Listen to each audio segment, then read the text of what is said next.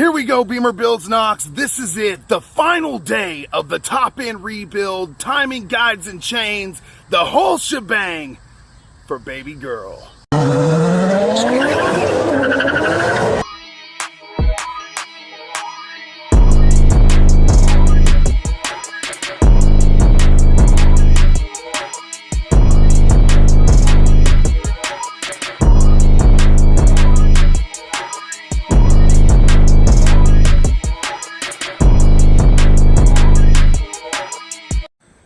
BimmerBuilds Knox, here we go, y'all. We are getting started. You can see we got the water pump done last night, resealed, moly gasket, all that good stuff. Alternator, power steering pump, pulleys. We got a pulley to put back on here, and then our tensioner goes in right here. We're gonna put the serpentine back on. We're gonna get the top end and everything done today. Everything's gonna be finished. On the front end, all we have left is fan shroud, radiator, clutch fan, air intake box that runs up to the throttle body that goes on our manifold. My boy Chaos is already over here getting the PCV pulled off and getting the new gaskets put on the intake manifold. Now, one thing that we're going to be doing to get a little bit more power, just a hair, it's not a lot, but it's enough to feed more oxygen into the system that's nice and cold at a higher force rate. So what we're gonna do is, if you guys remember on the Darkwing E30, I did a ram air and I manufactured it out of an oil funnel that was the perfect size to fit and Spectre flex hose. So here's what we're gonna do. Off the throttle body in the main intake, you have your MAF sensor. Off the throttle body, MAF sensor. There's a snorkel here. Then you have your big Bosch box, air intake box with filter on the inside, rectangular filter on the inside. It goes down and plugs in right here, and then it feeds through this snorkel down through there, around to the front of the car into the condenser right there. So it's pulling ideally cold air, but let's be honest, these big M62s don't keep a lot of cold air in there at all. And I'll show you guys how this actually fits in. Oh, actually it goes under like that. There. Here we go. All right. So it goes around like that, right? We're going to delete this snorkel. Okay. We're going to leave this connector in the hole like this. And we're going to manufacture another conical intake out of another oil funnel right here. And instead of having the snorkel that goes around, it's literally going to pull cold air from right here in a ram style intake. All right, old PCV is off. Y'all can see all the oil that was passing through that thing that should not have been. It was definitely old and cooked. Let's look in here. Yeah, look at all that oil in there. Yep. Nasty. So we're going to clean that up. Let's see the new one. Let's do the side by side real quick. So old, new. So PCV's going in. Big shout out to Vehico. Big shout out to rockauto.com. Let's get this thing installed and get this cleaned up. All right, so y'all can see all the oil in there, all the gunk buildup inside the plugs here, and then on the very inside, we're going to hit it as well. So this is a engine oil breakdown cleaner. We are going to go ahead and spray this whole thing and let it sit. Look at that, you see it breaking that crap up. Look at that. Yeah, that's what we want. So we're gonna hit all of this real good. It's an expanding foam. We're even gonna hit the top for funsies. Make sure it's nice and clean. Now we're gonna flip it over. Look at all that crud. Look, it just splattered on the ground. Look at all that muck it's blowing off there.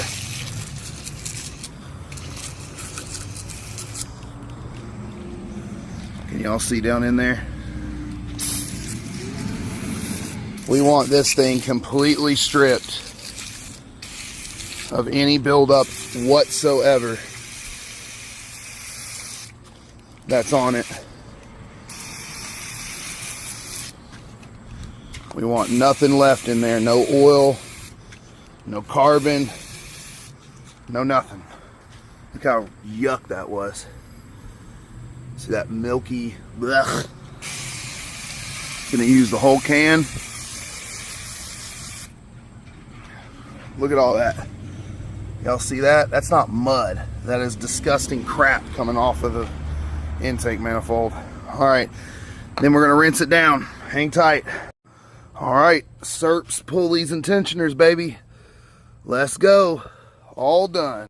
All right, secondary air injection control valve or control pump are in. Emissions tube is, secondary air injection emissions is back. Emissions tube is back in. Chaos is cleaning up our intake manifold ports right now. We're getting that all cleaned up. The intake manifold, let's see if y'all can see it, is drying out in the sun over there after it got degreased. Look how gorgeous she is. Whole face of the engine got degreased.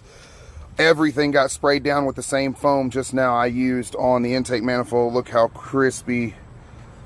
No oil. There was a little bit of heavy grease over here, even with that degreaser, that when I hit it with the degreaser, it broke the top layer down, but when I went to wipe it, it smeared. So not really sure why that happened. Hit all that degreaser in here, stripped all the excess oil and everything out. Look how clean that is, though. That's crazy clean. All right, so PCV is in. Bring it over here, show them the PCV. PCV's back in. This connects to the PCV. It's a breather valve system. I'd be lying to you if I told you I knew exactly what it was. I know that it runs to the brake booster, and it runs to a breather valve for, I believe, emissions coming out of the PCV. We went ahead and shot decarbon cleaner and degreaser all through all of these ports. You should have seen how black and disgusting the crap that was coming out of it was. We went ahead and cleaned that up. We also did the same thing with this. We hooked up a red tube and shot it through here. It sprayed out. Everything spraying out of here was absolutely disgusting and black. This connects to the same part of the PCV and that breather system right there to make sure you get emissions flowing like they're supposed to through the PCV. So we're cleaning up. The whole manifold's done. The new PCV from Vehico is installed. Big shout out to Rock Auto. And all of our valve breather hoses are swept out, cleaned out, decarboned, and degreased. We're putting the manifold back together, getting ready to reinstall her. Hang tight. All right, Mr. Chaos Customs is getting our intake manifold gaskets seated. We are using a little bit of that black silicone wet sealer to make sure that these gaskets seat, and then that silicone sealer is going to kind of expand inside these little slots right here to make sure that those things don't move or drop out while we're seating them down in here. So we are almost done. Look at that brand new PCV, connecting valves, all that good stuff. Freaking gorgeous. So intake manifold's about to go in. You guys can see we've got a lot done. We are on the home stretch for this engine to be completely done and rebuilt. Hang tight, y'all. All right, at this juncture, with the intake manifold in, the fuel injectors getting ready to be pressed back in on their new O-rings, I want to say something. I'm not going to tell you guys the name of the local shop. I will tell you they are a highly, highly reputable shop. They are a shop. If I chose to take my cars to them, I would trust them, okay? I consulted with them on this exact job. Timing, guides, chains, rebuild, everything, okay? I asked them, how much would you guys charge me? I knew the number was going to be around $5,000. I knew it was already because I have, for years now, consulted local shops. This highly reputable shop told me if they were to do this job, they would refuse to do the job without tearing it all the way down to the cylinders to check piston rings and valves. They refused. They would not do this job without doing that. Okay, I said, can you borescope it and just look like I would do? Wink, wink. And check them that way. No, we would have to tear them all the way down. Why? because we wouldn't want it to leave the shop having done the job without checking that major component. Okay, how much would you guys charge me? $7,000+ to do a job that Chaos Customs and I, which we checked everything that was important. We're doing work all around this engine that I'm not disclosing. $7,000+ job, okay? That the local reputable shop that I would trust with my cars quoted me on this job. How much is it costing us? $300 in tools-ish? Yep. $400 in tools-ish? Right around there. Parts, I ordered maybe another $200-300 in parts. Yep. And those are quality parts that we sourced and ordered from reputable places that are on the car, decaled on the car, because I don't put anything but OEM in my car. So this job maybe costed us just under or just at $1,000 to do ourselves. Yeah. And had we been able to complete the job with all tools in hand and not had to wait on tools to be ordered, we would have been able to do this job in, I would say, solidly 2 days. Yep. Timing and guides would have taken us 1 day. Yep. Breakdown of timing and guides and reinstalling them, doing timing, doing guides, doing chains, everything, 1 day. Yep. From 8 a.m. until maybe turnover at 8 p.m., right? Yep. And then the top end rebuild with the valve covers, gaskets, and everything, plus breakdown and reassembly, would have taken us another day. It would have taken us probably 24 hours worth of work, 12 hours each day, maybe not even 12 hours, 10 hours each day, so about 20 hours worth of work. And we spent $1,000 on this. Y'all, I cannot stress this enough. This is adult Legos. If you follow the instructions, you can do your own work. You have 30-year-old and 40-year-old people, no diss to you guys, that buy $1,000 Lego sets and can sit for 8 hours straight and put toy bricks together, but you can't go online and watch videos to pull bolts and nuts, the adult version of those same toy bricks, to rebuild an engine that will give you a financial future that is unmatched in today's world. You know, local BMW shops, and this is a diss to them, they do not, specifically BMW North America shops, the ones that I've consulted with at least, do not work on these cars anymore. They won't take them in. They don't have the timing tools. They don't have the crank lock pins. They don't have the Vanos solenoid sockets. They don't have any of that. They will not take these cars in. But if you spend a little bit of time and you pay attention to instructions, step-by-step instructions, you can do this work yourself and save $6,000. And here we go, y'all. It is valve cover time. I can't believe we've done all this, man. Let's do it. Let's go. Put them in. All right, valve covers are in and in place.